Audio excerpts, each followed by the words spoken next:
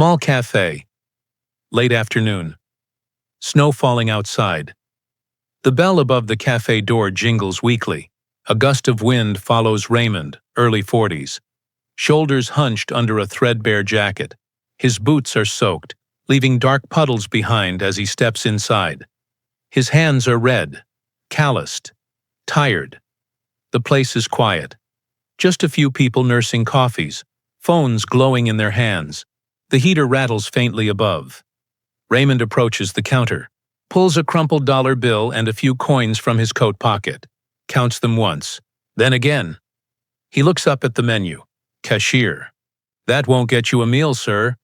Raymond nods quietly, eyes fixed on the turkey sandwich, $4.25 sign. Raymond just... The sandwich. No drink. The cashier hesitates but shrugs.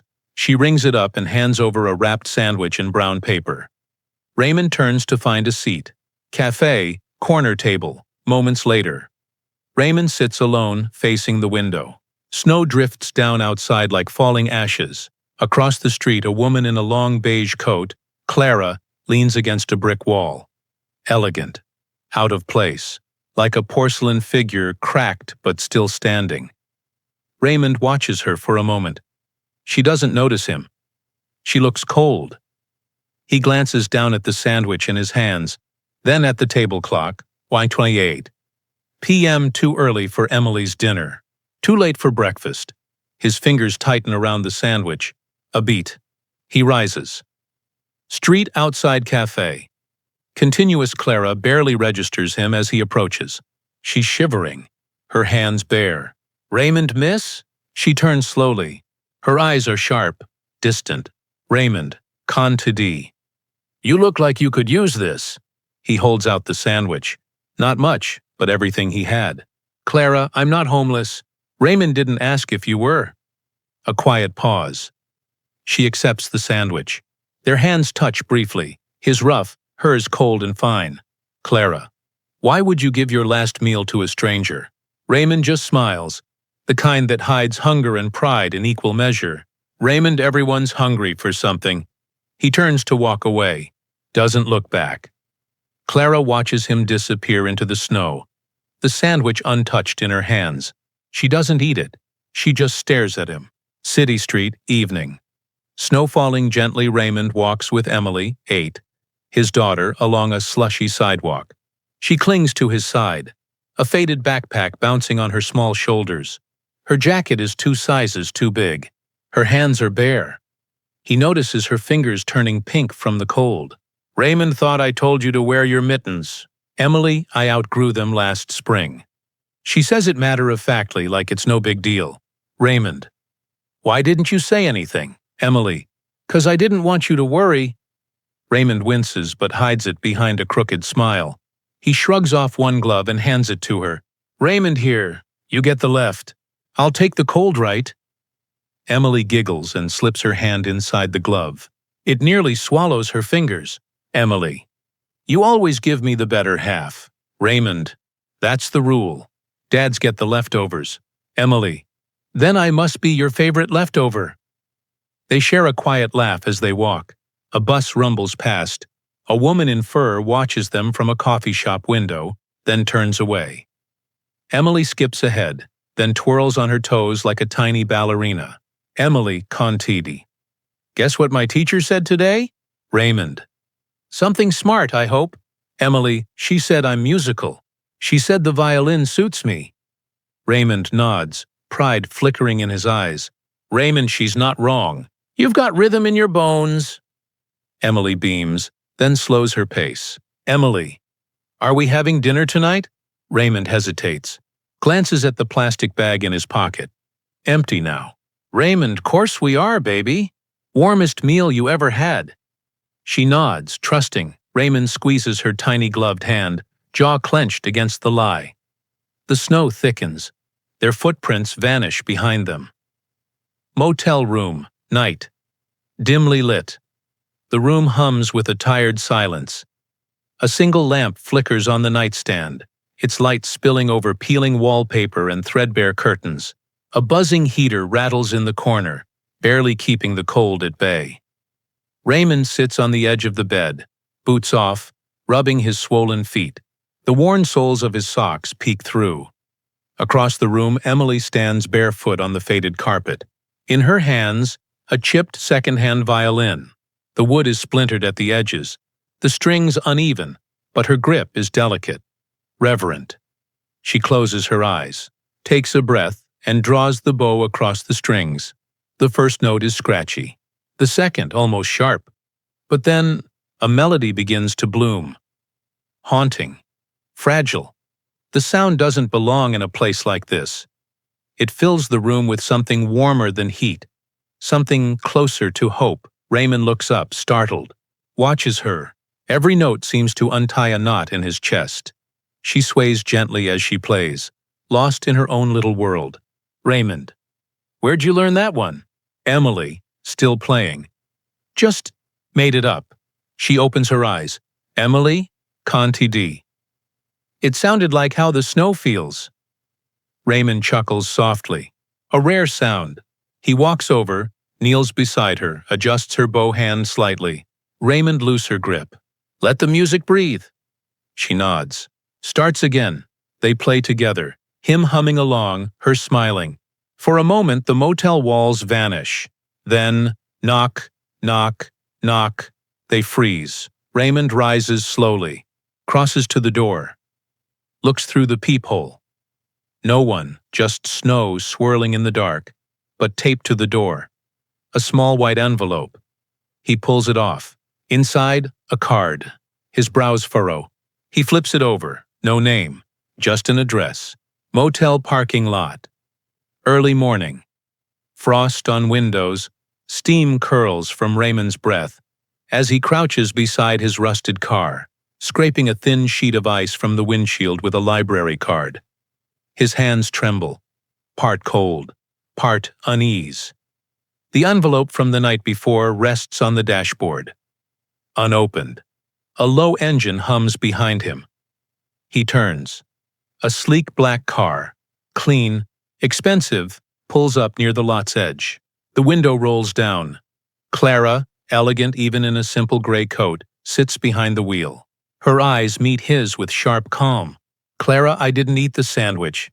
Raymond blinks, straightens up. Raymond, you tracked me down. For that? Clara, no. Beat. I watched you. Raymond's jaw tightens. Raymond. That's supposed to scare me? Clara, you gave away your only meal. To me. Without asking why. She steps out of the car, boots clicking softly on the asphalt. Clara, Conti D.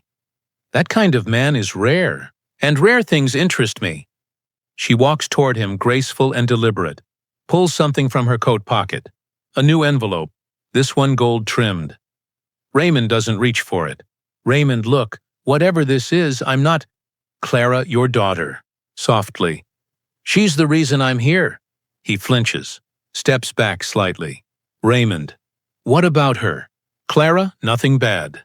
Hands him the card. Just come to this address. Tomorrow, noon. She turns, opens her car door. Clara Conti. Bring her violin. Raymond glances down at the card. Vanderbilt Estate, 1201, East Hollow Drive. When he looks up, she's already gone. Only tire tracks remain in the snow. City Hall, night shift. Waxed floors and empty hallways, yellow lights hum overhead. Raymond, in a navy blue janitor's uniform, pushes a mop bucket down a corridor lined with marble and glass. The world is silent here, except for the soft squeak of wet shoes and the creak of old wheels. His name badge reads, R. Gilmore. It's crooked. He never bothers to fix it anymore. They don't see you when you're holding a mop. You disappear, become part of the floor, the smell of bleach, the hum in the ceiling. Raymond hums softly to himself, a tune he once played on stage, long ago before life got loud. He opens a supply closet, reaches for a broom. Inside hangs a small photo, taped to the inside of the door. Emily, age 5, smiling with 2 missing teeth, holding a tiny violin with duct tape on the neck.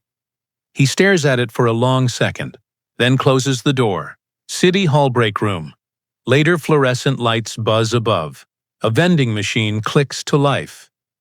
Derek, 30s, another janitor, leans against the counter, sipping soda, watching Raymond enter.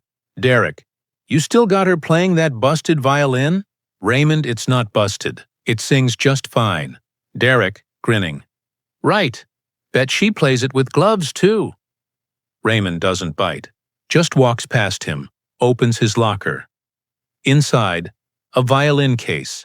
Scuffed, tired, but safe.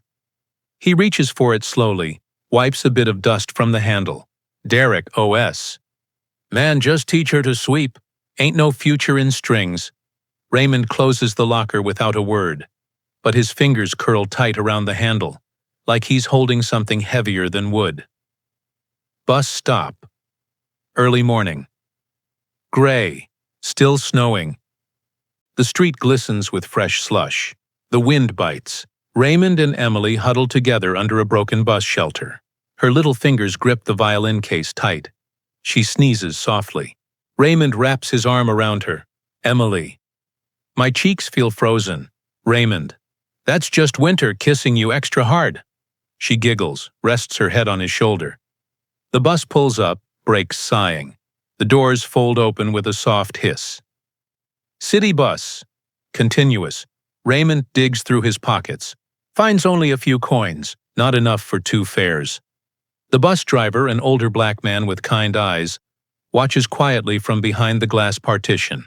Raymond, just 1 fare. I'll hold her in my lap. The driver glances at Emily, then at the violin case. Bus driver. She play?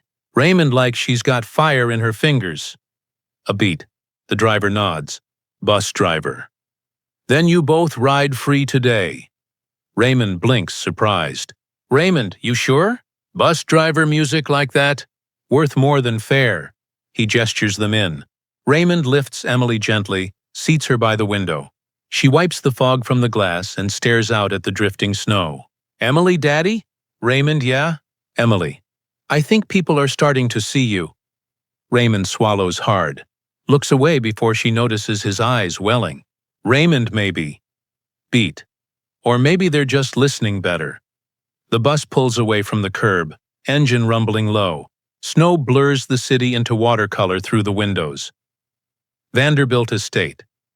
Noon. Snow lit by sun. The bus disappears down the long winding road behind them, leaving Raymond and Emily standing at the edge of a gated world. Before them, the Vanderbilt mansion rises like something out of a dream. Stone walls kissed by frost, arching windows glinting in the pale sunlight, and 2 massive wrought iron gates, black and gold, stretching taller than any building Emily's ever seen. Emily clutches her violin case, eyes wide. Her breath catches in her throat. Emily. This isn't a house, it's a castle. Raymond doesn't respond. He can't. His fingers twitch inside his coat. The envelope in his inner pocket weighs heavier than it should. He steps forward. A sleek security panel blinks beside the gate. Before he can press anything, a voice crackles through an unseen speaker. Security voice, intercom. State your name. Raymond. Raymond Gilmore. I clears throat. I was invited. Silence. Then a click. The gates unlock with a deep metallic groan. They swing inward. Emily grabs his hand. Emily, what if it's a trap? Raymond. Then we spring it together. They start walking. The gravel path crunches under their worn shoes. On either side, manicured hedges. Statues with no snow on them, like someone brushed it away just this morning. Emily skips a step, then slows again. She whispers, Emily, I think rich people keep magic in their yards. Raymond, softly. Maybe. Or maybe they just have gardeners. As they near the massive double doors, 2 security guards in black coats step forward. One of them holds up a hand. Security guard.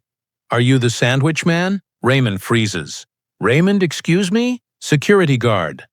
That's what she called you. Let the sandwich man in. Raymond blinks, unsure whether to feel honored or insulted. The doors creak open slowly behind the guards. Beyond them, Clara waits in a long hallway of marble and gold. She says nothing, just watches. Vanderbilt Mansion, grand foyer, daylight, filtered through glass. Clara stands beneath a massive chandelier, her heels clicking softly against the marble floor as she approaches. Behind her, a curved staircase spirals upward like something from a fairy tale. Raymond steps inside, holding Emily's hand protectively. Their breath fogs slightly in the cold air, the kind that lingers even in big rooms meant to impress. Emily clutches her violin tighter. "Clara, welcome." Her voice is soft, almost apologetic. "Raymond, why are we here?" "Clara, you came." "That's enough for now." Raymond glances around. Oil paintings, fresh flowers, silence too thick for comfort. Raymond, "Look, I don't mean to sound rude, but I don't take charity." "If that's what this is." Clara tilts her head, studying him. "Clara, you gave away your last meal to a stranger." Raymond, "That doesn't mean I'm asking for handouts." "Clara, I know. Beat. That's why I invited you." Emily peeks at a tall clock in the corner. A violin sculpture rests near it, carved from ash wood and gold filigree. She stares. Clara notices. "Clara, con TD?" "She plays, yes?" "Raymond, with everything she's got." "Clara, I believe you." She walks over to a table, picks up a silver tray with 2 small mugs of hot cocoa, steam curling upward like ribbons. She kneels, offering one to Emily. "Clara," gently, "I thought we'd start with something warm." Emily looks at her dad.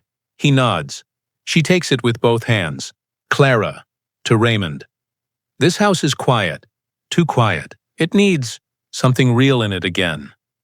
Raymond studies her. Sharp suit, distant eyes, lips that speak carefully. "Raymond, what do you want from us?" A long pause. "Clara, I need your help." Vanderbilt Mansion, parlor room, late afternoon. A crackling fire warms the long oak-paneled room. Every piece of furniture looks like it belongs in a museum. Too polished, too clean, too expensive. Raymond sits stiffly in an antique chair that squeaks beneath his weight.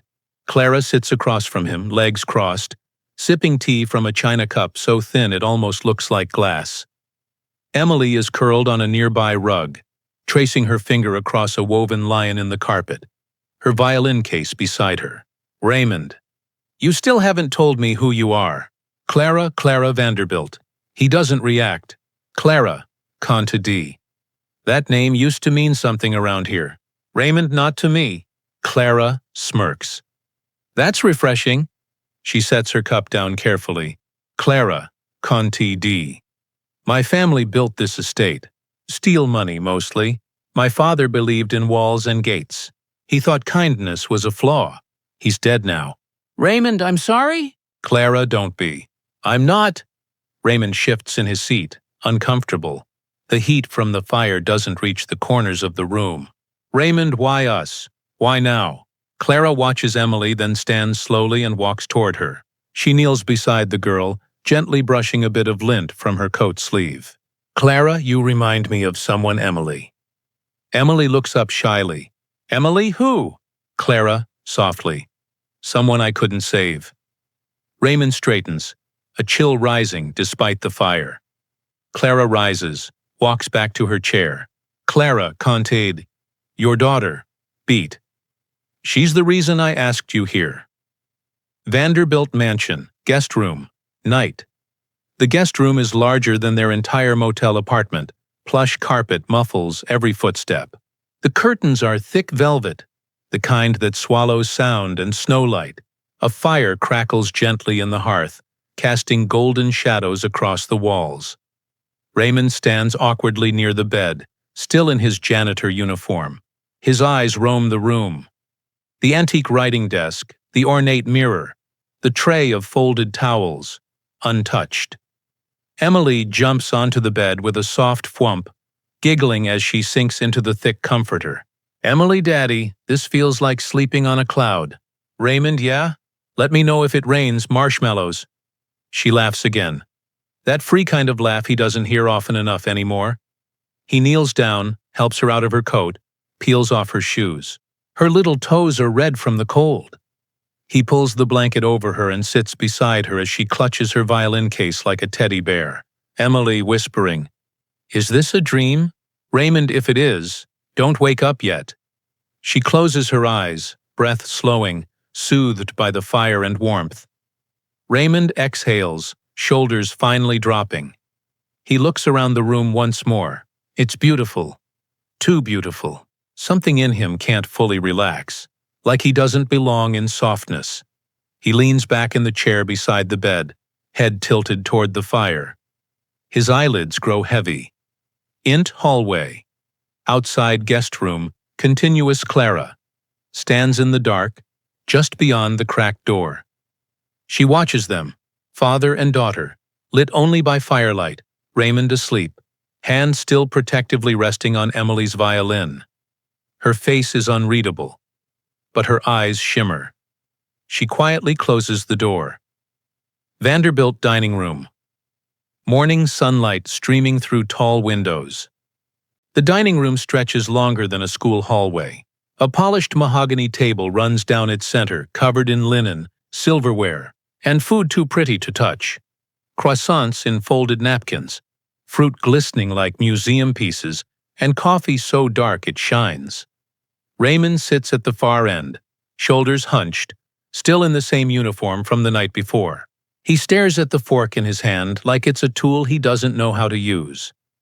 Emily sits beside him, wide-eyed, trying to mimic the stiff posture of the elegant diners surrounding them. Around the table, Clara and a group of sharply dressed guests, men in expensive watches, women in quiet pearls. Their conversation hums, low and polite, until it doesn't.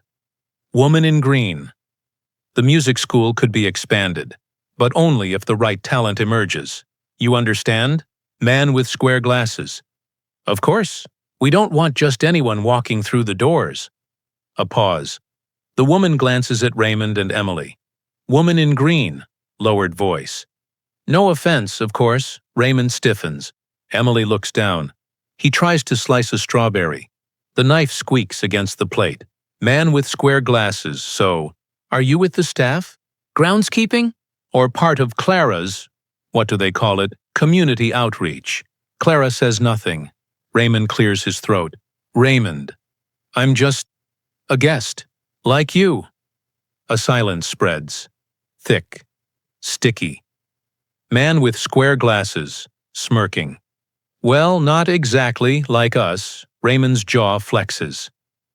Emily shifts in her seat. Another guest, bluntly. Who let the help join us? Clara's fork clinks down on her plate. She looks up. Not at the guest. At Raymond. Clara, calmly. He's exactly where he's supposed to be. The table falls silent. Raymond doesn't look at anyone, just continues cutting the strawberry. Slowly, deliberately. Vanderbilt Conservatory. Late morning, sunlight through glassa. Glass-ceilinged room blooms with green ivy, warm light, and old music stands. Dust glitters in the air like gold. It's quiet. Raymond stands near the edge, unsure. He doesn't touch anything. Clara enters, holding 2 cups of tea. She offers him one. He doesn't take it. Clara, this house is old. It's always looking for purpose. Raymond, and you think that's me? Clara, I think it might be. If you want it. He squints at her. Raymond, you keep talking like this is fate or something. Clara, no. Not fate. Choice. She sets the cup down beside him on a bench made of dark oak. Clara, con TD. I want to offer you a job. Raymond, a job? Clara, groundskeeper. You'll live here. Clean, repair, shovel when it snows. Nothing you don't already know how to do. You'll be paid weekly. Fairly. He steps back, wary. Raymond, why me? Clara, because you're careful. Because you see people. And because your daughter needs more than a motel bed and broken strings. Raymond's face hardens. Raymond. So this is charity. Clara, no. This is an opportunity. There's a difference. A long pause. His hands close into fists. Raymond, I don't like being someone's project. Clara, gently. Then don't be. Be someone's father. He breathes in, then exhales slow. His eyes flick to the conservatory windows, where Emily is outside, twirling in the snow, violin in hand, playing to no one but the wind. His voice drops. Raymond, one condition. Clara, name it. Raymond, she keeps playing. Every day, in peace. Clara, done. He nods once. The tea still sits untouched beside him. Music room, late afternoon. Sunbeams cut across polished floors. The air smells faintly of waxed wood and rosin. Emily sits on a piano bench, back straight, violin tucked under her chin like it belongs there. A new bow glides gently over the strings. Not perfect, but strong. Confident. Across from her, Ms. Alma, an older woman with silver hair twisted into a low bun, watches with arms folded and eyes narrowed. Not judging, studying. Raymond stands at the door, half in shadow, arms crossed tightly. He doesn't interrupt. He barely breathes. Ms. Alma again. Measure 3. Just your bow hand this time. Emily nods and resets. This time the sound flows clearer. The note hums. Ms. Alma, Cantidi. Good, but don't rush it. The music isn't trying to escape you. Emily frowns. Emily, it kind of is. It always feels like it's running away. Ms. Alma's stern face softens. Ms. Alma. Then don't chase it. Let it come to you. She kneels in front of Emily, takes her hand gently. Miss Alma. Cantidi. You play like you're hurting. Not your notes. Your fingers. Your life. Emily glances toward the door, sees Raymond, smiles faintly. Emily. I'm not hurting, I just remember things when I play. Ms. Alma's eyes flicker. She nods once. Slowly, deeply. Miss Alma. That's the kind of playing that moves people. Raymond watches. Jaw tight. She's glowing. She belongs here. Ms. Alma. Cantid. To Raymond. She plays with pain in her fingers. And that's a gift you don't teach. He looks at Emily, her bow held steady, her eyes full of quiet fire. Vanderbilt service corridor. Early evening. Narrow. Dimly lit. The main house hums above. Laughter, piano music, silverware clinking faintly from the dining hall. But down here, it's quiet, tighter, older. Raymond pushes a mop bucket slowly down a back hallway. Pipes groan in the ceiling. Wallpaper peels slightly at the corners. These are the bones of the mansion. Ahead, a door creaks open. Charles, the butler, emerges. Late 60s. Regal posture. A face carved by time and habit. He carries a silver tray, empty now. His eyes land on Raymond. Charles. You clean like a man who's afraid of being noticed. Raymond. I clean like someone who needs the job. Charles steps closer, sets the tray on a sideboard. Charles. This house eats people like us. Raymond quietly. I'm not looking to be eaten. Charles, no. But you're here, which means she found a reason to keep you. Raymond eyes him, cautious. Raymond, is that a warning? Charles. It's a fact. People come and go in this house. But Clara only keeps the ones she wants to fix. And nothing stays fixed here. Charles picks up the tray again. Pauses at the staircase. Charles, Cantidi. There's a storage basement under the east wing. Old things live down there. Things she doesn't throw away, just forgets. He walks off before Raymond can reply. Vanderbilt basement. Later that night, dim bulbs flicker overhead. Dust hangs in the air like whispers. Raymond steps through rows of covered furniture, boxes marked estate. Mirrors draped in sheets like forgotten ghosts. In the corner, tucked behind a rusted music stand, a black violin case. He stops, kneels slowly, opens it. Inside, wrapped in a faded silk cloth, his old violin, the one he pawned years ago. The crack in the neck, the mark on the chin rest. His breath catches. He lifts it gently. It hums beneath his fingers, as if it knew he'd come back. Vanderbilt Mansion, East Wing Corridor, next morning, golden. Light spills across the tiled floor as Raymond trails behind Clara. She walks in silence, her heels echoing off the stone walls. They pass portraits in gilded frames, grand and ghostly, all with familiar cheekbones and faraway eyes. Raymond, you collect silence like other people collect art. Clara, silence makes room for memory. They stop at a door near the end of the hall. Simple, dusty, almost forgotten. She pulls a key from her pocket, unlocks it. Int, hidden music room. Continuous Raymond steps inside and stops. The air shifts. A grand piano sits in the center, its keys still glossy despite the dust. Sheet music is stacked neatly on a shelf beneath stained glass windows. Violins, violas, cellos, each placed on velvet stands like sleeping creatures waiting to wake. Framed photos line one wall. A young boy smiling wide, clutching a violin too big for his frame.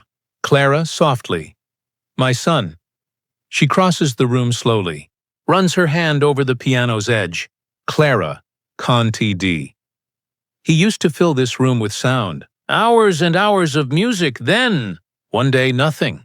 Raymond, he passed. Clara doesn't answer right away. Clara, he left. That was a kind of passing, too. Raymond steps toward the wall, eyes drifting across the framed compositions. One is signed in messy pencil. To Mom, love, Julian. He looks around, breath catching in his throat. It feels sacred. Clara, con to D. I locked this place up after he left. Couldn't bear the sound of silence. She turns to him now, eyes softer. Clara, contied. But maybe it's time music lived again. Hidden music room, midnight, dark, quiet, still. The mansion sleeps. Moonlight seeps through the stained glass windows, painting pale colors across the wooden floor. Raymond steps inside, alone. He moves slowly as if afraid to wake the ghosts of songs past. He holds his old violin, the one he once traded for rent. Now it rests under his chin like it never left. He closes his eyes, breathes in, and begins to play. The first note is unsure. It trembles like a voice that hasn't spoken in years. But the next reaches. It stretches across the room like a hand remembering how to hold. The melody flows low and steady. Wounds in the wood hum with memory. His fingers shake. Not from cold, but from something deeper. He hadn't touched strings in nearly a decade. Not since the bills drowned the music. Not since the gigs dried up and the baby came early. Outside the door, Clara stands silently, back pressed to the wall. She doesn't move. Her breath catches. Inside, Raymond leans into the song, a slow, aching tune from nowhere and everywhere, something between lullaby and lament. His eyes stay closed. But something changes in his face. The lines ease. The shame lifts for a moment. Not gone, but lighter. He finishes the last note, holds it, lets it ring until it dies into stillness. Raymond opens his eyes. Alone. He exhales, soft. Outside, Clara wipes a tear before it falls. She walks away without a word. Vanderbilt Mansion, main hall, night. The mansion sparkles. Crystal chandeliers drip light over tuxedos and silk gowns. A string quartet plays softly near the staircase. Laughter bounces between champagne flutes. Servers glide like shadows. Raymond stands at the edge of it all, dressed in black slacks and a white shirt. The quiet kind of uniform that helps him blend in. Not a guest, not quite staff, just present. Across the room, Emily sits near a fireplace, violin across her lap, eyes wide. She's never seen this much elegance, or this much distance. Guest number 1, OS. Who's the man by the wine table? Guest number 2, groundskeeper, or something like that. Guest number 1. He cleans up well. Didn't know she hired? Passion projects, laughter, light, sharp. Raymond catches pieces of it as he walks past with a tray of hors d'oeuvres. He doesn't stop. He just sets down the tray, steps into the hallway, breathes. Behind him, The music swells. Side hall. Continuous. Raymond leans against the wall, fingers pressed to his eyes. Clara appears beside him, dressed in deep navy. Regal, collected. Clara. You don't have to serve them. Raymond, tight. But I'm not one of them either, am I? She says nothing. Raymond, conted. You brought me here, but now I'm being passed around like your favorite social experiment. Clara, I never asked you to serve. Raymond, you didn't have to. The house did it for you. He starts to turn, then stops. Raymond, con TD. She shouldn't hear this. Fireplace nook. Same time Emily crouches behind a chair near the fire. She heard everything. Her hand tightens around the violin case. Guest number 2, OS. I hear Clara's latest pet project even plays music. Emily's face falls. Vanderbilt Mansion. Guest room, late night. The fire has gone out. The room is cold again. Emily sits on the edge of the bed, violin untouched beside her. Her shoulders are stiff. Her feet dangle just above the carpet. Raymond paces quietly near the window, staring out into the dark. He hears the silence behind him, heavy and unfamiliar. Emily, softly. Daddy? Raymond. Yeah, baby? Emily, are we someone's project? Raymond turns. Raymond, what? She looks up. Her eyes are big, hurt, but trying not to cry. Emily. Someone called you that. At the party. Said you were a project. And me too. A pet project. A pause. His jaw tightens. Emily, Contidi. Like we're here just so rich people can feel better. Raymond kneels down, takes her hands in his. They're small. Still cold? Raymond, you are not anyone's project. You hear me? Emily. Then why do they talk like we don't belong? Raymond, because they don't know who you are. They don't know what it takes to sleep in a car, to stretch one sandwich into dinner, to play music that makes your fingers hurt. Her lip quivers. He pulls her close. Raymond, Contid, you belong anywhere you want to be. But if this place makes you feel small, we'll go. She doesn't answer, just leans into him. He strokes her hair, eyes filled with a quiet decision. Raymond, Contid. One more night. We rest. We leave in the morning. Outside the window, snow begins to fall again. Soft, slow, silent. Vanderbilt Library. Early morning. Soft light. Through dusty glass books line the walls like quiet witnesses. A fire crackles low in the hearth.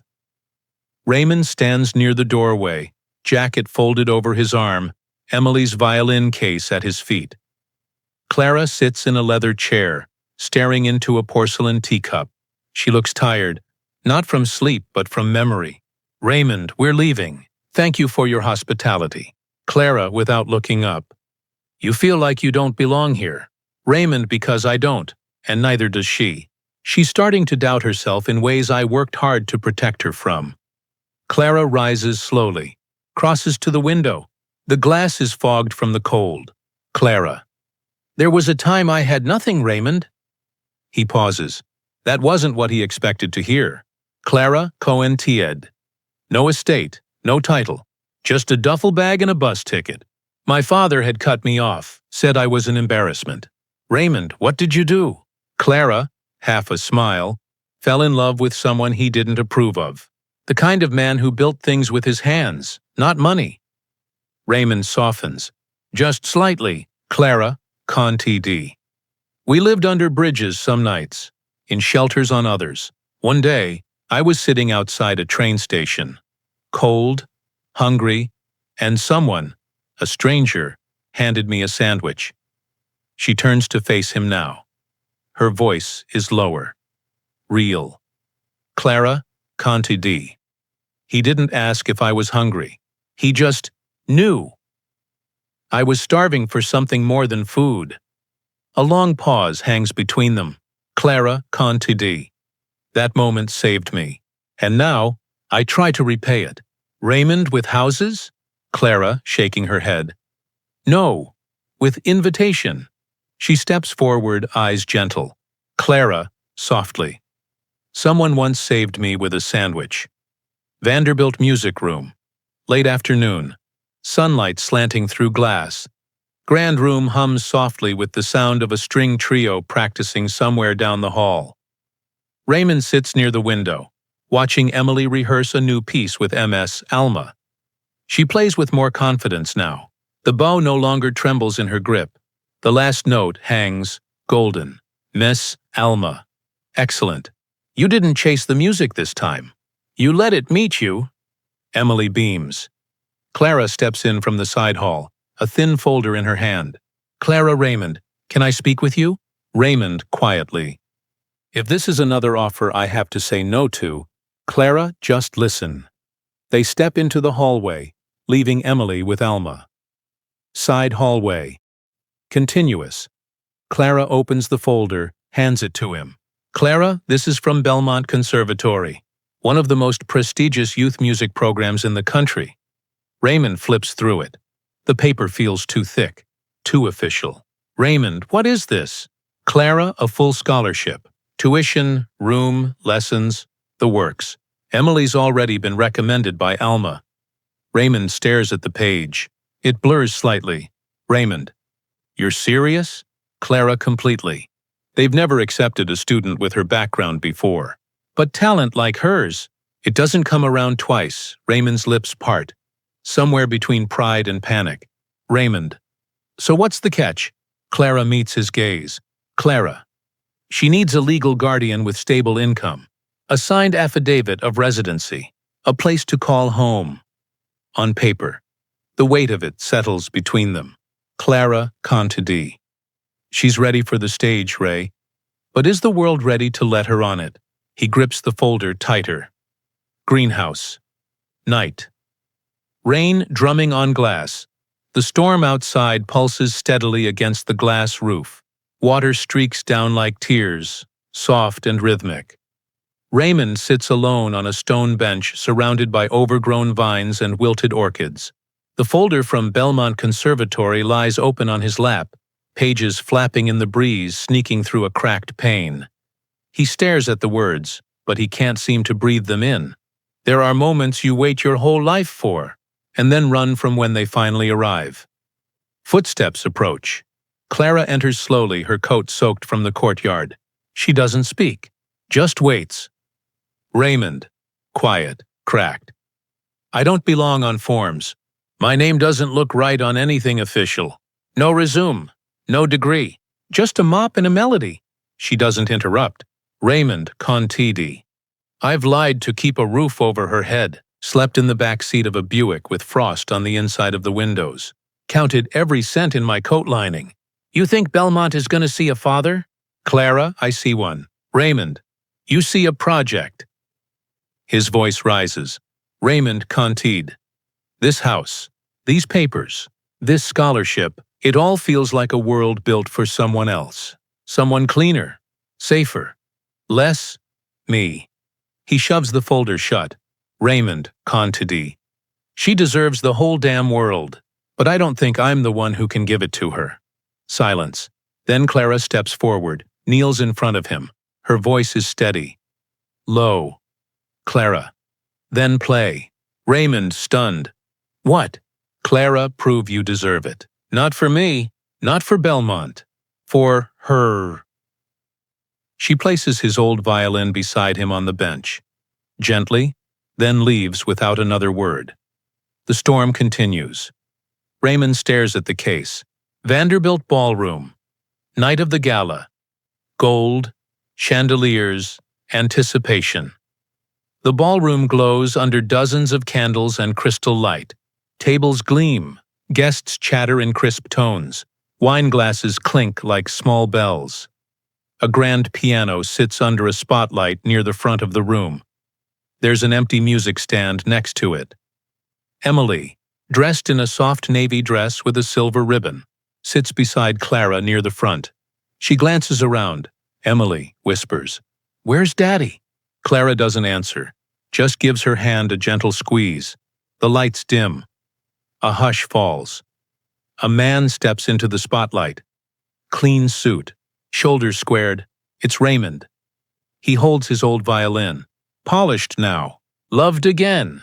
Murmurs ripple through the crowd. Guest whispering. Isn't that the janitor? Another guest. Wait, is he performing? Raymond doesn't look at anyone. He takes his place, lifts the bow. The first note is tender, soft as breath.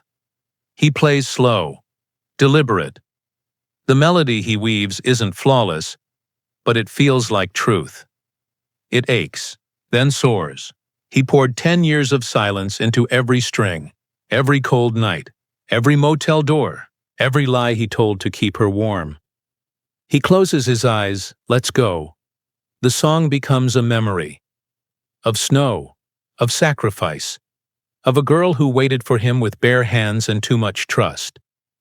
Emily sits motionless, her eyes shimmer. Clara presses a hand to her mouth as the final note trails into stillness. No one claps. For 3 seconds, the world holds its breath.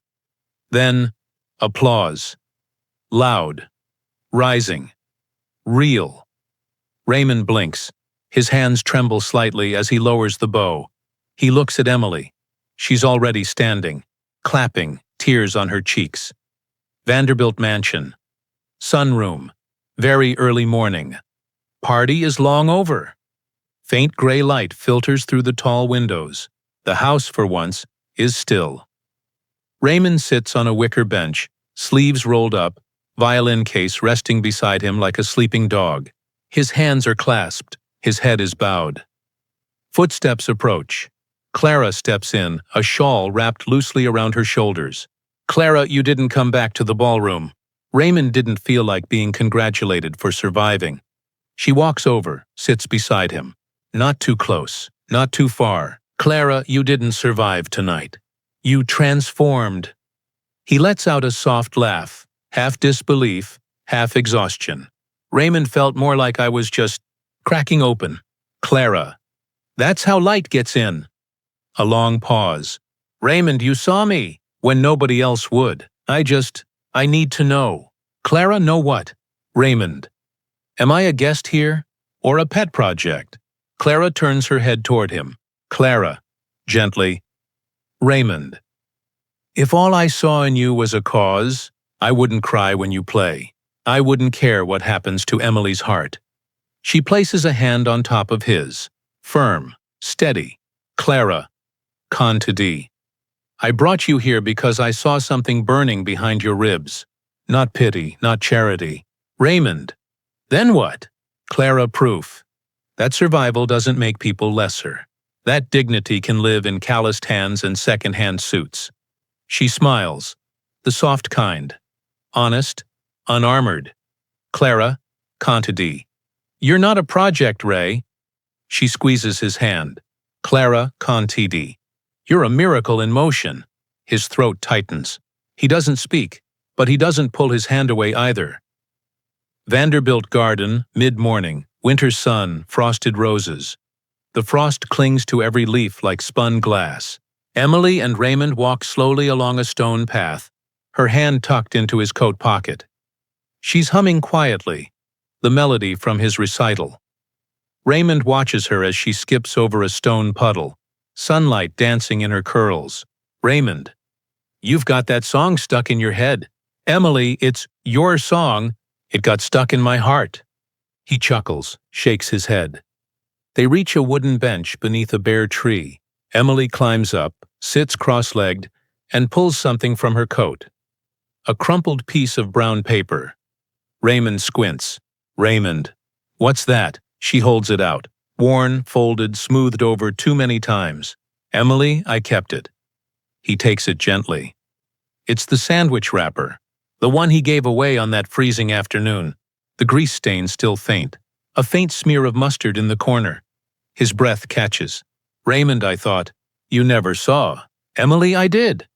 She shifts beside him, voice soft. Emily. Con to D.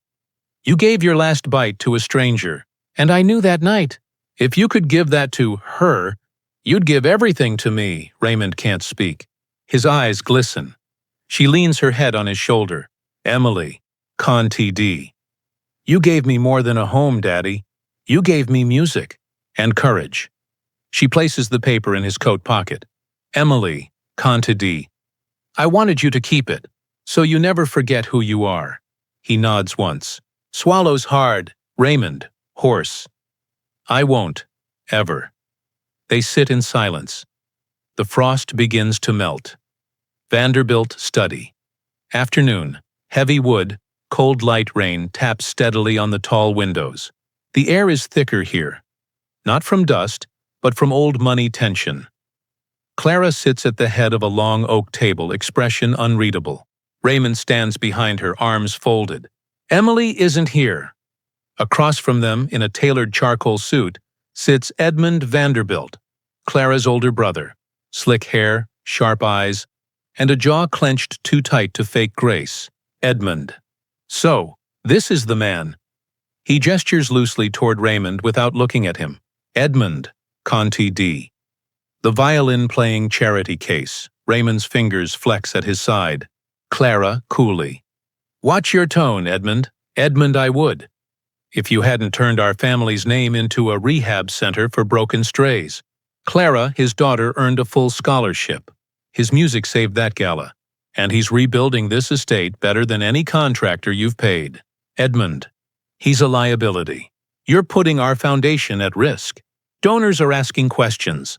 Lawyers are drafting papers. He slides a legal envelope across the table. Clara doesn't touch it. Edmund, Conte D. I'm filing suit. Misuse of inheritance. Misallocation of family property. Emotional duress. You name it. Raymond quietly. We don't want anything from you. Edmund finally looks at him. Edmund, you took something the moment she let you sleep in this house. Our silence. Our image. Our name. He leans in, venom soft. Edmund, Conte D. You brought street rats into our legacy. Raymond doesn't flinch. Raymond, low, steady. Then you should have checked your legacy for holes. Because the wind got in, and it's playing music now. Clara closes the folder gently. Clara, you want a war, Edmund? Edmund, smirking. I want control back. Vanderbilt kitchen. Next morning, radio humming, coffee brewing. The kitchen buzzes with the smell of toasted bread and freshly brewed coffee. Raymond stands at the counter, spreading jam on a slice for Emily, humming softly. The same tune from his recital. She sits at the island, kicking her feet, humming with him. Suddenly, the housekeeper rushes in with a phone in hand, eyes wide. Housekeeper Clara. It's online. Clara enters moments later, still tying her robe. Clara, what's online? The housekeeper holds up the phone. Screen turned out. On it, a news headline. From janitor to jazz hands. Clara Vanderbilt's mysterious new protege raises eyebrows and funds. A large photo shows Raymond holding his violin mid-performance. Another shows him mopping a hallway. From an old security camera. The contrast is cruel. The article scrolls. A man with a history of eviction and a 2015 child neglect investigation, though never convicted, now lives in one of the state's most historic mansions. Sources say Vanderbilt is mentoring the single father, but insiders suggest more transactional motives may be at play. Raymond freezes. Raymond. Where'd they get that? Clara, they dig. That's what they do. Raymond, cold. The case was dropped. I was working double shifts. She was safe. Clara meets his eyes. She believes him. But the paper doesn't care about truth. Clara, Edmund leaked this. To discredit us both. Raymond looks at Emily, still chewing, oblivious, still trusting. Private school. Later that day, Emily walks down a hallway, violin case bouncing at her side. Two kids whisper near the lockers. Kid 1. That's the girl from the article. Kid 2. Her dad was homeless or something. Emily slows. She doesn't say anything, but her grip tightens on the violin case. Vanderbilt Mansion. Guest room, early evening, shadows creep. In the room is quiet. Too quiet. Raymond sits at the desk, staring at a folded newspaper beside him. The headline glares up like a wound that won't scab. The door opens. Emily enters, violin strap slung across her chest. Her face is tight, pale. She doesn't run to him like she usually does. She shuts the door slowly behind her. Raymond, hey, Peanut, how was school? Emily, flat kids were whispering. Raymond, tense. About what? She walks to the edge of the bed, sets down her case. Emily, about you. About that article. That case. He stands, cautious. Raymond, baby. That story. It's not the truth. Emily. But it happened, didn't it? He exhales, nods slowly. Raymond. Yeah. It happened. But not the way they made it sound. Emily. You always told me you never messed up when I was little. That you were always there. Her voice cracks. Emily? Contadee. But you weren't. You left me alone once. You let people think you didn't care. Raymond, I didn't let them. I was just losing. But I never stopped loving you. Not for a second. He reaches out. She takes a step back. Emily, you said we were safe now. That we didn't have to hide. Raymond, we are safe. Emily. Then why are people still laughing at us? Tears brim in her eyes. Emily, Contadee. You lied, Daddy. She bolts past him. Raymond, Emily. Wait. Mansion hallway. Continuous. She runs. Down the wide hallway, past paintings and marble pillars. This house that was never quite hers. She pushes the door open. Disappears into the cold night. Vanderbilt Music Room, night, dimly lit. Shadows moving like regret. The music room feels colder now. The polished instruments sit untouched. The light from the stained glass windows has faded into gray-blue gloom. Raymond stands in the center, pacing in silence, eyes red, jaw clenched. His hands shake, not from fear, but from something deeper. Disbelief. Shame. Clara enters quietly. Clara, she's safe. The guards followed her to the greenhouse. Raymond, without turning. She's not safe. She's embarrassed. Clara, kids are cruel. But they move on. They forget faster than we do. Raymond, you don't get it. This isn't some bump in the road for her. This is everything. This is her trust in me cracking down the middle. Clara, then don't let it break. Stay. Fight. Raymond finally turns to face her. Raymond, for what? Another headline? Another rich man's lawsuit? My daughter was finally sleeping through the night. And now she's crying because of me. Clara, because of them. Not you, Raymond, but it's my name in that article. My past. My screw-ups. He looks around at the room. Raymond, Contadee. This place gave her music, and for a minute it gave me hope. But now it's eating us. Clara steps forward, firm but pleading. Clara, don't do this. Don't run again. You walked into fire for her once. Do it again. Stay. He stares at her. For a moment he wants to believe her, but he shakes his head. Raymond, softly. I never learned how to stay where I don't feel worthy. He picks up his coat, violin case in hand, walks past her, doesn't look back. Old motel, night. Neon flickering. Rain on asphalt. The sky hangs heavy. Rain drizzles like it forgot how to storm but still wants to be remembered. The same broken motel sign buzzes overhead. Raymond stands in front of room 7. The room they once shared. The one with the thin walls and the smell of mildew in the drapes. He hesitates, hand hovering just above the doorknob. The violin case drips with rainwater at his side. He exhales hard. Enters. Int, motel room. Continuous.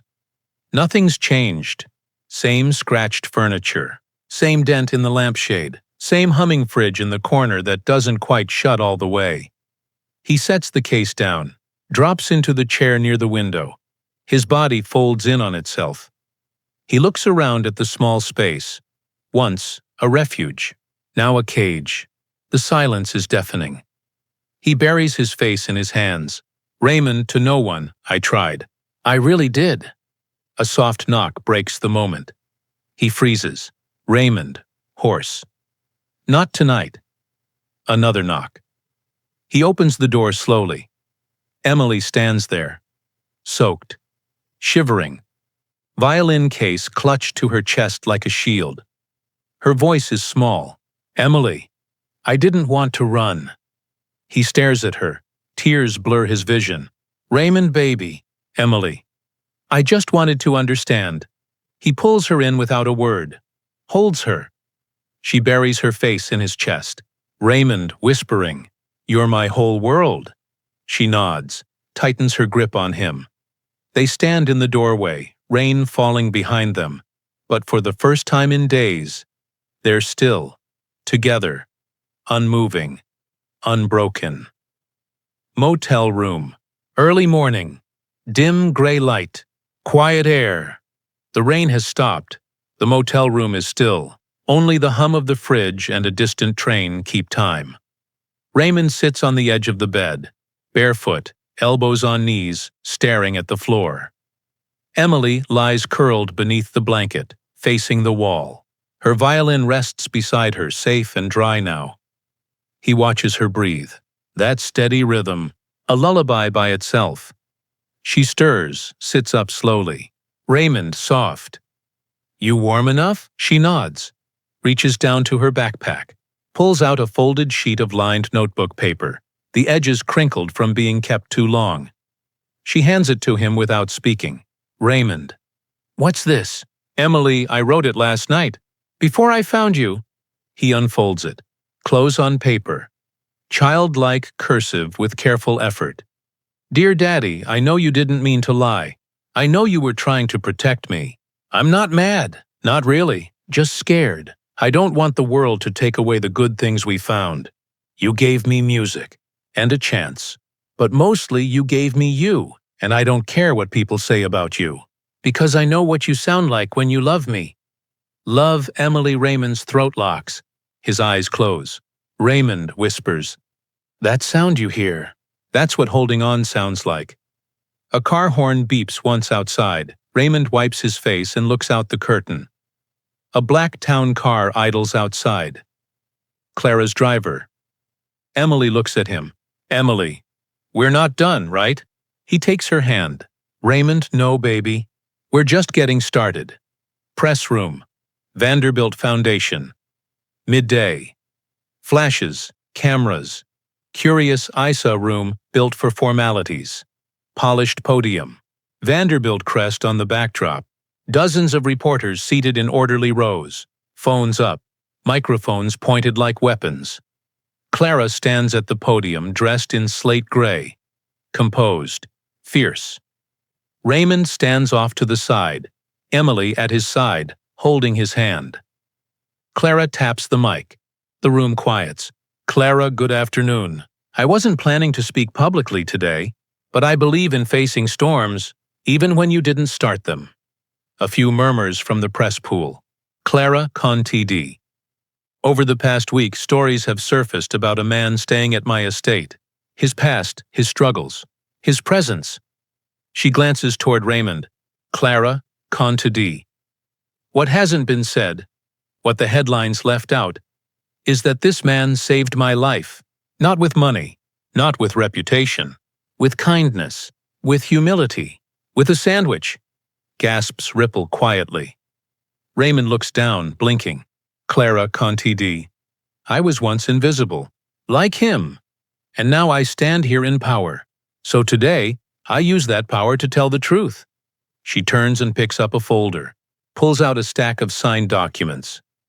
Clara, con TD. "Effective immediately, I am signing over 50% of the Vanderbilt Foundation to Mr. Raymond Gilmore." Shutters snap. Hands raise. Reporters shout, "Reporter, why him?" Clara. "Because he knows what it's like to have nothing and still give. Because he won't use the power for himself, but for others like him." She looks directly at the cameras. Clara, con TD. "Let the world remember. Character isn't born from wealth. It's revealed by struggle." Raymond steps forward, stunned. She hands him the pen. He hesitates, then signs. Law office, late afternoon. Rain at the windows, storm brewing inside stacks of paper. Open files, nervous silence. Clara sits beside Raymond at a long oak table dressed for battle in quiet black. Across from them, Attorney Price, sharp-eyed mid-50s, flips through documents. Attorney Price, your brother isn't backing down. He filed for a court injunction this morning. Raymond, on what grounds? Attorney Price, improper influence. Claims you manipulated Clara during a period of emotional vulnerability. Raymond lets out a tired laugh. Raymond, right, because giving her a sandwich is the new blackmail.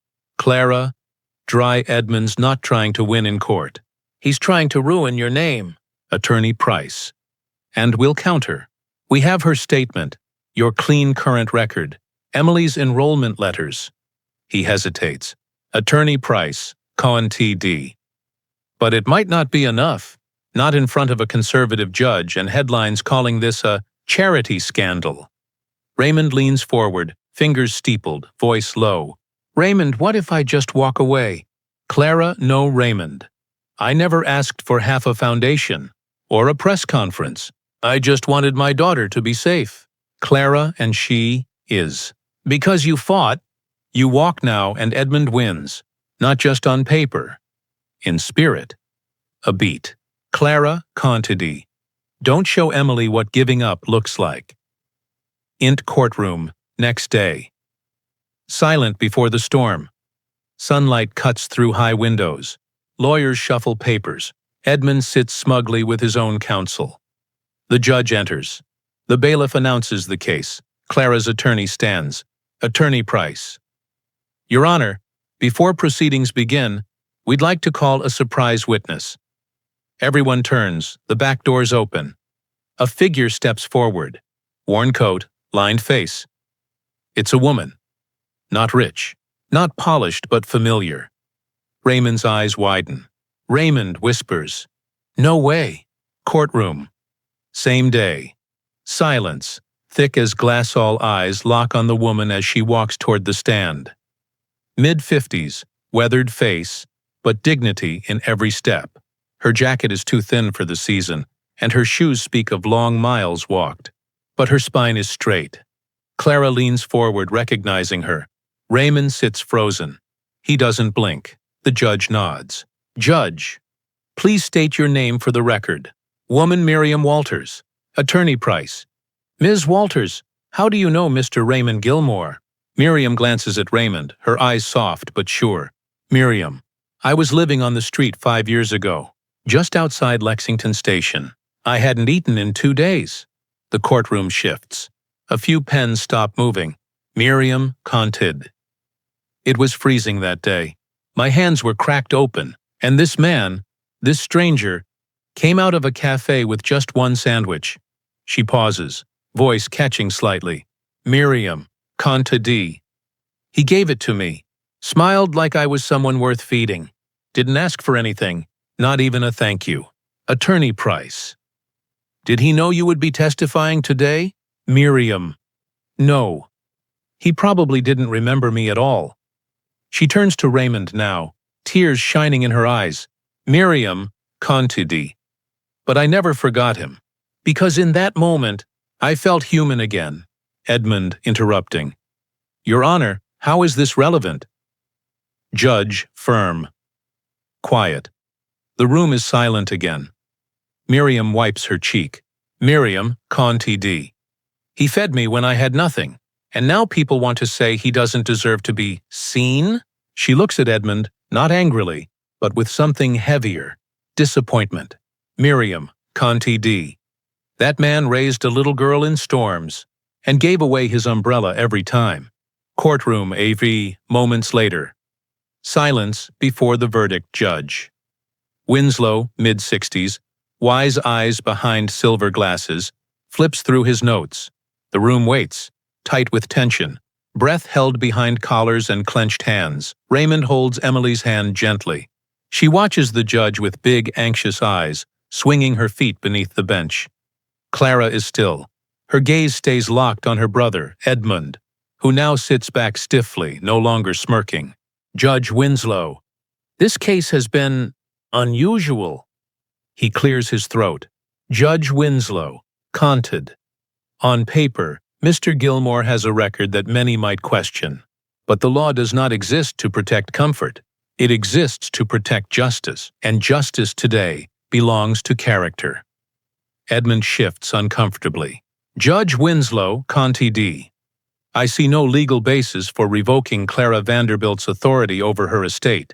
The foundation transfer was voluntary, lawful, and made with clear intent. Motion denied. A beat. Then, a soft cheer. From the back, others join in, polite but rising. Edmund stands abruptly, jaw locked. Edmund, gritting. This isn't over. Clara, without looking at him. It already is. He storms out. Into courthouse steps. Moments later, the doors open to cool wind and blinding sun. Reporters press forward, cameras flashing. But Raymond doesn't speak. He doesn't pose. He lifts Emily into his arms. Emily, whispering. You won, Daddy. Raymond, softly. No, baby. He kisses her forehead. Raymond, conted. We did, above them. The sun breaks fully through the clouds. Warm, clean, and unbothered by everything below. Country cottage. Golden hour. Sunlight through trees. Wind in the grassa narrow road winds through a stretch of open meadow. At its end sits a modest stone cottage with blue shutters and a small garden out front.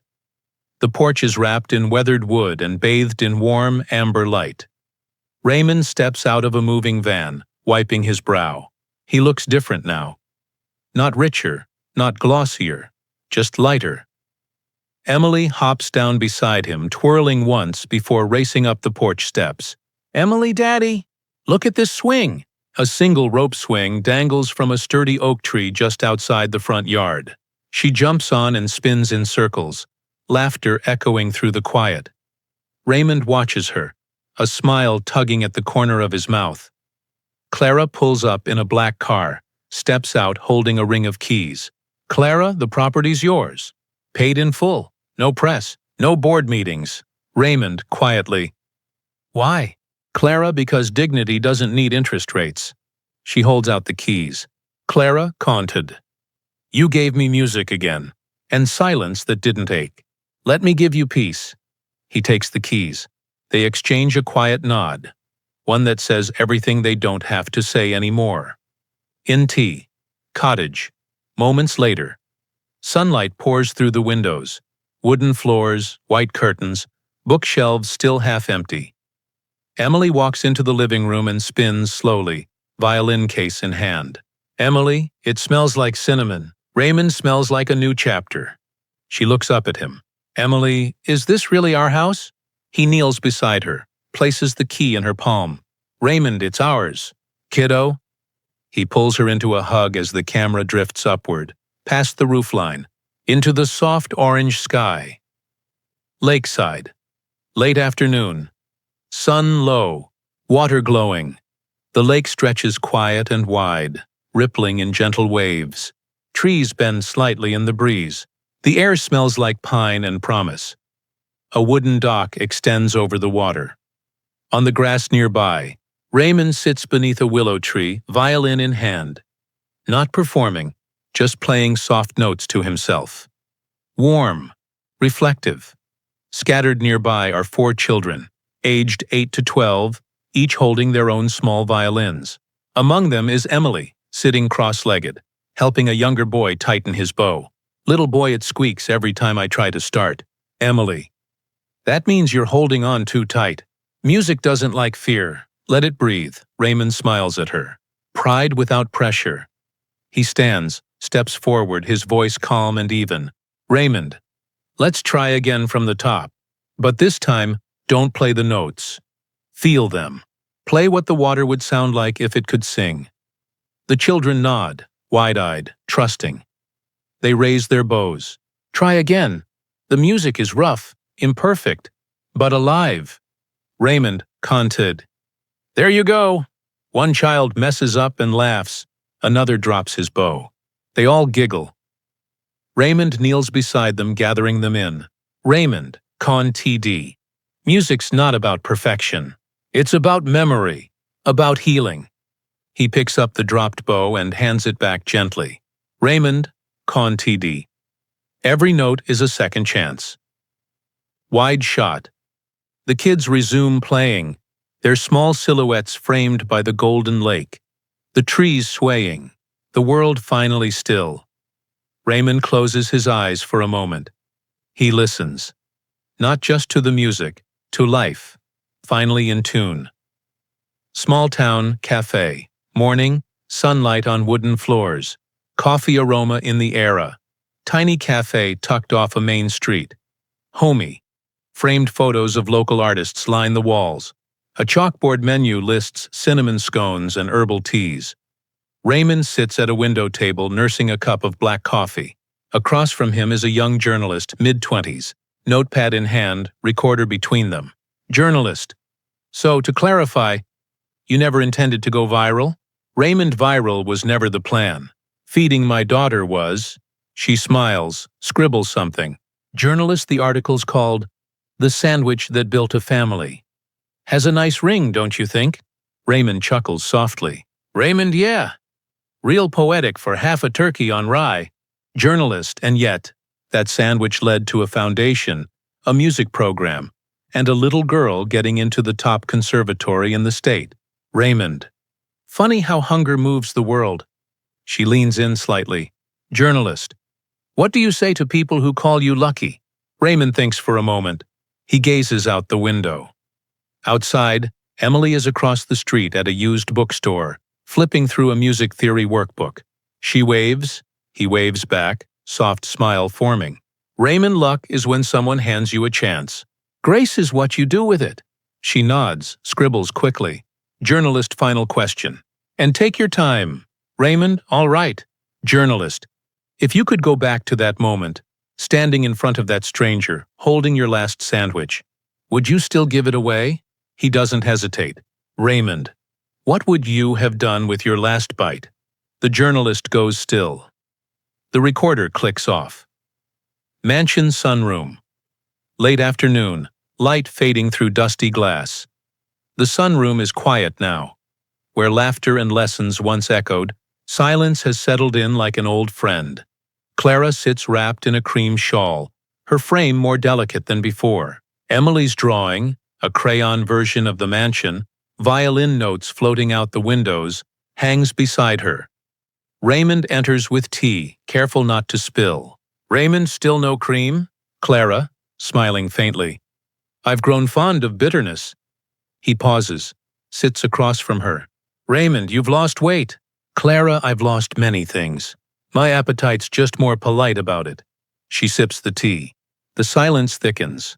Raymond, you're not telling me something. Clara, I'm telling you now. A long pause. Clara, Contide. It's in the blood. Some rogue cells decided to rebel. The doctors gave me numbers. I gave them a deadline. Raymond, quietly. How long? Clara, not long enough to waste any of it. She sets the tea down, her hands trembling slightly. Clara, Contide. I don't want headlines or pity or a hall named after me. I want to go knowing I didn't just preserve my legacy. I rewrote it. Raymond looks at her, grief washing through his eyes like low tide.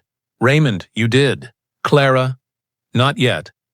She reaches into her coat pocket, pulls out a folded paper, a legal document with foundation stamps. Clara, Contide. But I will. Before the final note fades. She looks at him, eyes glassy but certain. Clara, Contide. I needed to know I did something good. Mansion Grand Hall. Morning. Echoes of the past. In the walls, sunlight pierces through tall stained glass windows. Dust dances mid-air like suspended notes. Clara stands at the center of the once empty music room, now alive again. Polished wood floors, open piano lid, violin cases lining the walls.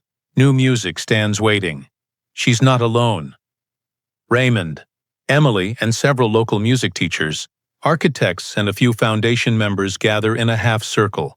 A sense of reverence lingers, like a quiet before a concert. Clara, this house sat silent for years. Not broken, just waiting for a song it remembered. The others listen. She lifts a thick envelope and hands it to a woman in a blazer.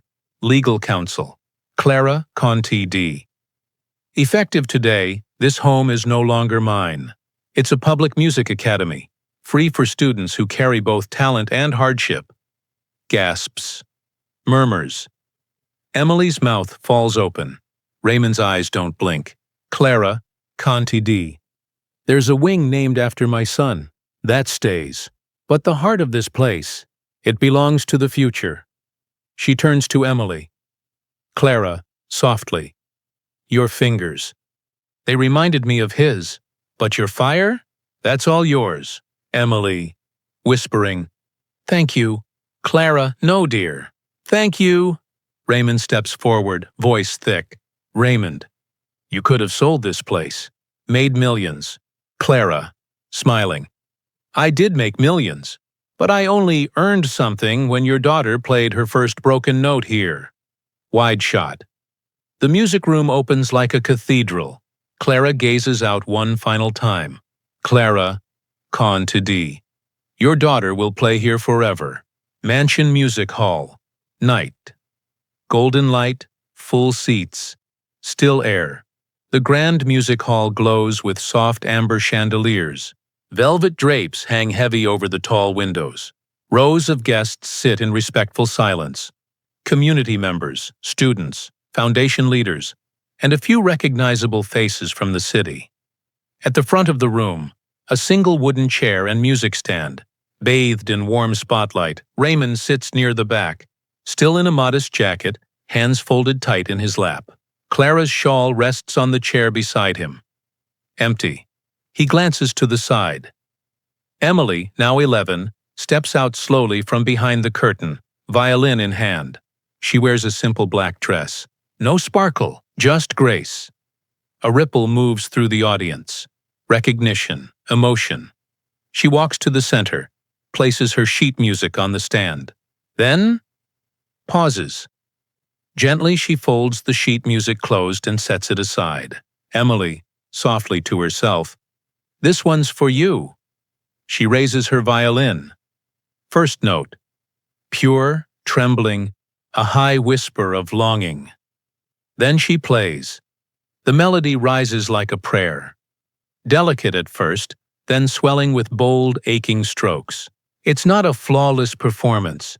A few notes shake, but it's honest. Lived in, cut to Raymond, eyes glistening, sees visions of the motel room, the cold streets, the broken violin, the first bite he gave away. Cut to Clara's shawl, empty chair. Still, music. Crescendo. Emily's bow blurs, her fingers glide. It's the same piece Raymond once played alone at midnight.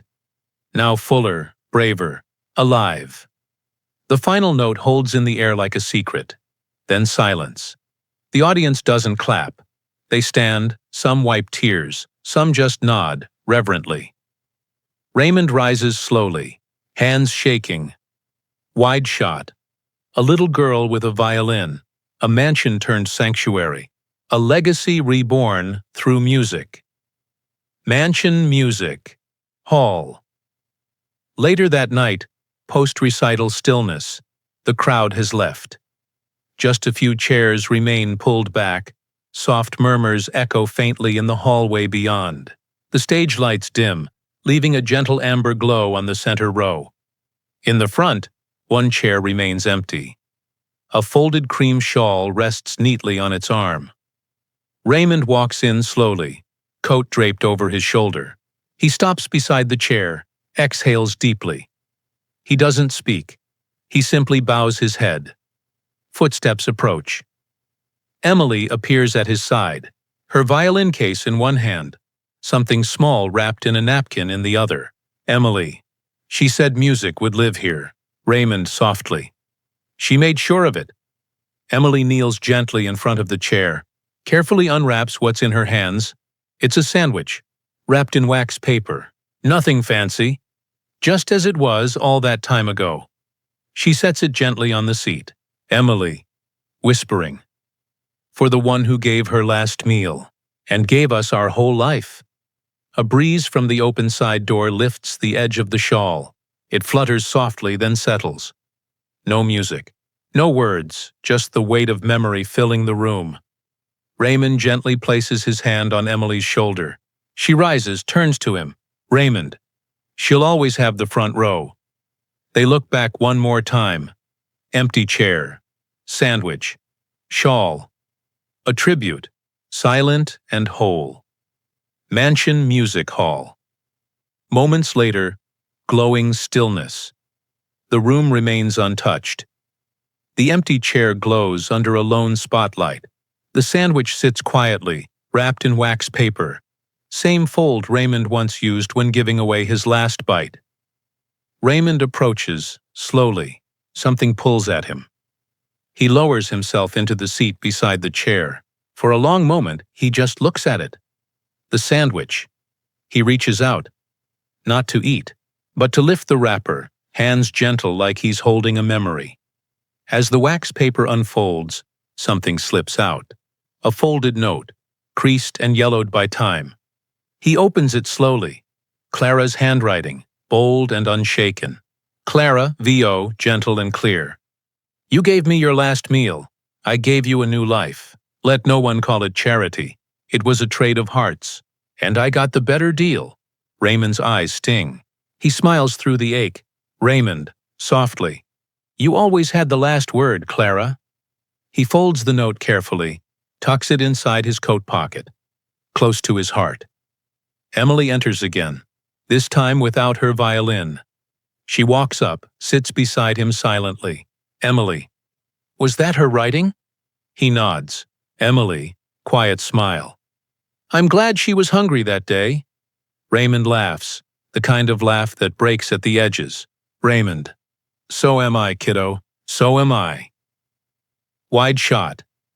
Father and daughter sitting beside the empty chair. A sandwich, a note, and a future built on one small act of kindness. The light fades. The screen goes black. Text appears. One small kindness can echo across lifetimes. Inspired by true hearts, if not true events.